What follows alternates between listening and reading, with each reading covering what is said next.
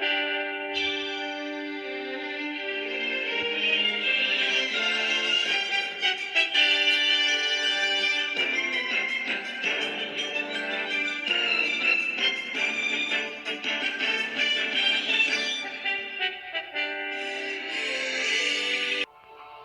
Americans were deeply divided as to whether the country should expand beyond the Pacific and Atlantic Oceans.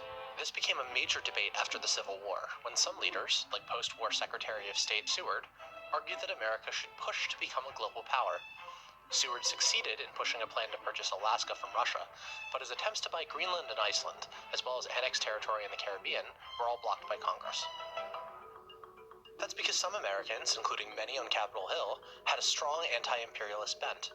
These people worried about America getting more involved in global politics, as well as having to integrate populations from quote-unquote inferior races. And this opposition implied major checks on the imperialist urge to expand. But something was happening in the late 1800s that would change the debate about American expansionism.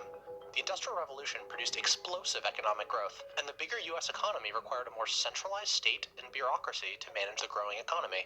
Power became concentrated in the federal government, making it easier for expansionist presidents, like William McKinley, to unilaterally push American influence abroad. The key turning point came in 1898, when President McKinley dragged the country into war with Spain over Cuba, despite some intense domestic opposition.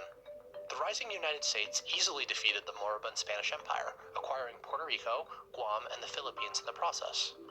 Over the next 2 years, the U.S. would annex the Kingdom of Hawaii, Wake Island, and American Samoa. A few years later, the U.S. took control of the Panama Canal Zone and sent troops to occupy the Dominican Republic. It also purchased the American Virgin Islands. This period of rapid acquisition of far-flung territories put the U.S. on the map as a truly global power.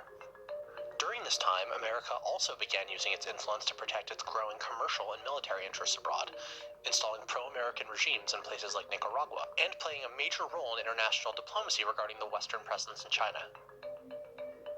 World War I showed just how much America's influence had grown.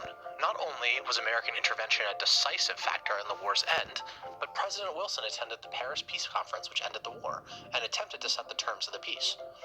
He spearheaded America's most ambitious foreign policy initiative yet, an international organization called the League of Nations, designed to promote peace and cooperation globally.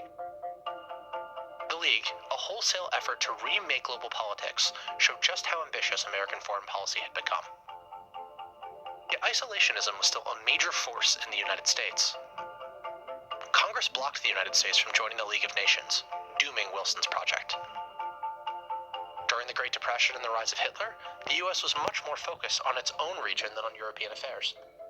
Ultimately, America's ever-growing entanglements abroad made it impossible for it to stay out of global affairs entirely.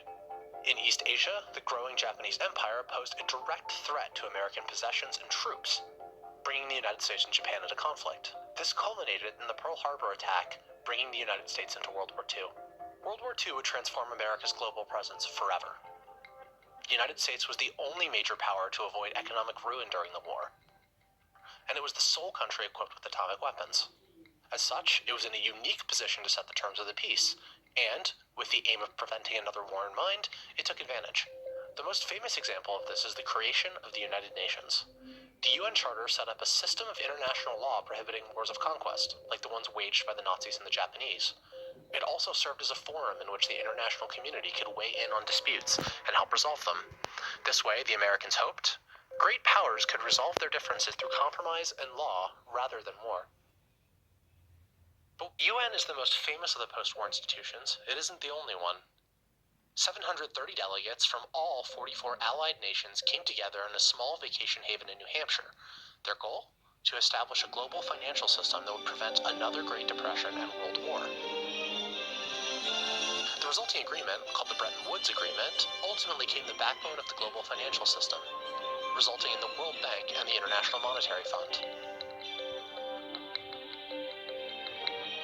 By creating these institutions, the United States committed itself to being deeply involved in the world's problems.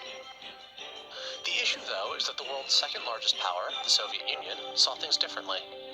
World War II had made allies out of the democratic West and communist East in the fight against Hitler, but that couldn't last. The United States saw Soviet expansion in Eastern Europe and elsewhere as a direct threat to its vision of a free-trading, democratic world.